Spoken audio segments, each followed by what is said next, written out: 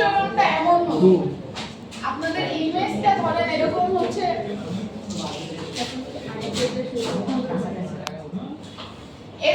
Direct by model না হয়ে এখানে একটা পিক এখানে একটা পিক এখানে একটা পিক তাহলে আমরা কিভাবে ক্যালকুলেট করব থ্রেশহোল্ড ভ্যালু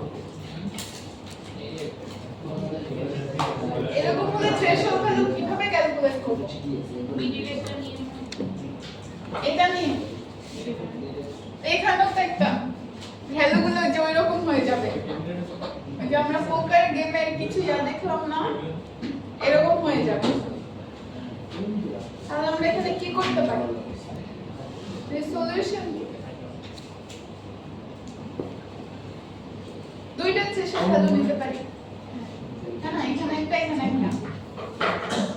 দুইটা নিয়ে কি করতে পারি আমরা রেঞ্জ করে দিতে পারি যে এত থেকে এত ভ্যালু হলে 0 হবে মিডলে আরেকটা ভ্যালু হবে আর লাস্টে 1 হবে এরকম করে দিতে পারি এটা একটা সলিউশন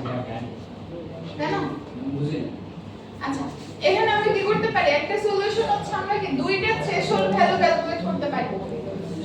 ধরেন এখানে একটা T1 এখানে হচ্ছে আপনার কি T2 এখন আমি T1 এর নিচের ভ্যালুগুলো কি হবে 0 হবে আর এটা 1 অর্থাৎ কি 255 হবে আর এখানে হচ্ছে আপনার কি মাঝের কোন একটা ভ্যালু ধরো 127 অর্থাৎ আমরা এখানে জাস্ট ব্ল্যাক এন্ড হোয়াইট না করে এখানে মাঝের একটা গ্রে কালার নিয়ে আসো এরকম একটা হতে পারে কিন্তু সবচেয়ে ভালো পদ্ধতি হচ্ছে আপনার এইটা আচ্ছা এইটা एग्जांपल দেখানো হয়েছে যেটা গ্রে স্কেল ছিল ওইটাকে সেগমেন্টেশন করে হ্যাঁ চালিং মনে হয়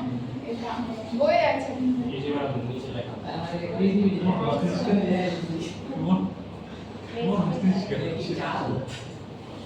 কি মনে হচ্ছে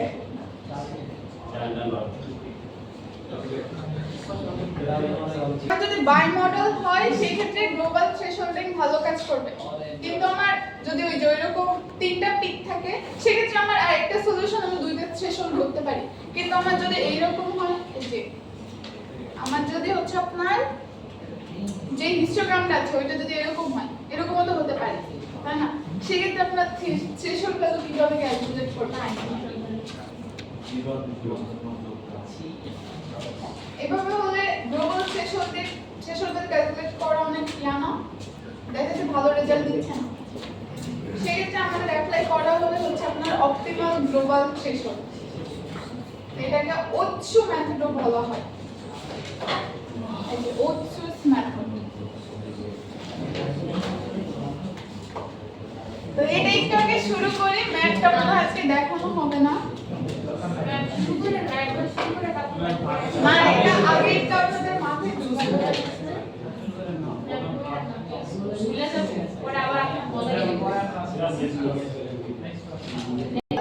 থ্রেশহোল্ড আমরা কি করেছি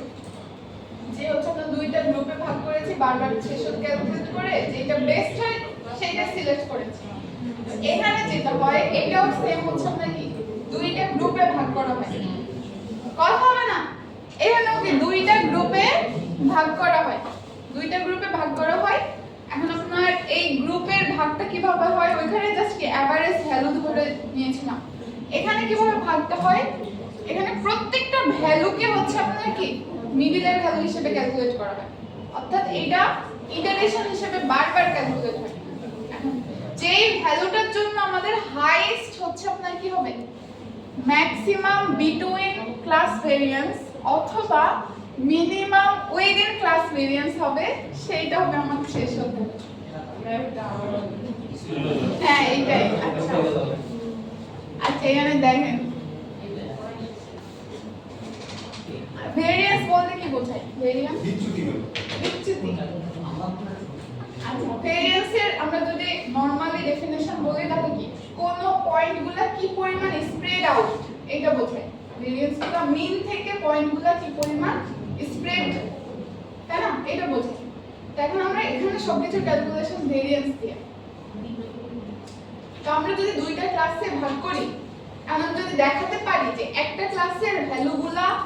অনেক বেশি কাছাকাছি আছে এবং আরেকটা ক্লাসে ওই ভ্যালুগুলো কাছাকাছি আছে, তাহলে ওই থ্রেশহোল্ড ভ্যালুর জন্য কি ওইটা আমার বেস্ট হবে না? দুইটা গ্রুপে আমার কি পিক্সেল ভ্যালুগুলো ধরে দুইটার বিলং করে, দুইটা গ্রুপে বিলং করে এবং ওই ভেরিয়েন্সটা ধরেন হচ্ছে আপনার কি হলো একদম হচ্ছে আপনার মিনিমাম হলো।